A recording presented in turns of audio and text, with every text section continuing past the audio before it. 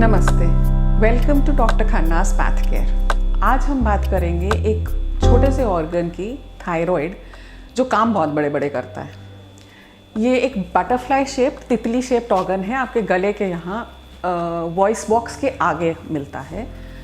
इसके काम है बेसिकली मेटाबॉलिज्म मेंटेन करना, मतलब आपकी बॉडी की एनर्जी मेंटेन करना, हार्ट रेट पे अफेक्ट करता है, डाइजेशन पे अफेक्ट करता है और आपके इमोशंस पे अफेक्ट करता है।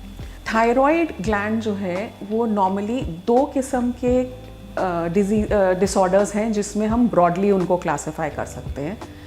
एक आयोडीन की डेफिशिएंसी के कारण थायराइड की डिजीज़ेज होती हैं, दूसरा ऑटो इम्यून डिजीज़ेज होती हैं थायराइड।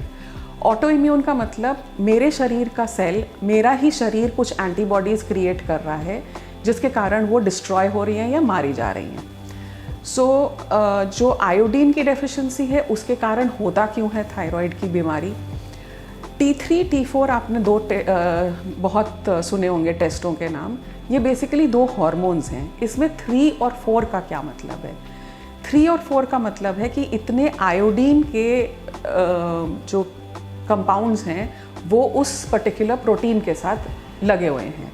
अब इसका मतलब है कि थायराइड में से जो हार्मोन निकल रहे हैं उनको आयोडीन की ज़रूरत होती है, और आयोडीन की डेफिशिएंसी से अगर नहीं होंगे तो वो थायराइड्स की स्वेलिंग हो जाएगी, गॉइटर हो जाएगा, और उसके जो T3 T4 कम होने के सिम्टम्स हैं वो सारे बॉडी में आ जाएंगे।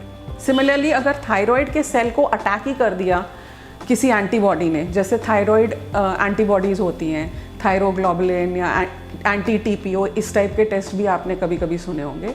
ये वो एंटीबॉडीज़ डिटेक्ट करती हैं जो थायराइड के सेल को जाके खा जाती हैं या मार देती हैं। सो अगर थायराइड के सेल ही कम हो गए तो फिर वो T3 T4 कम बनाएंगे और उसके कारण बीमारियां होंगी। ऑटो इम्यून डिसऑर्डर्स जो हैं वो दो किस्म के हो सकते हैं।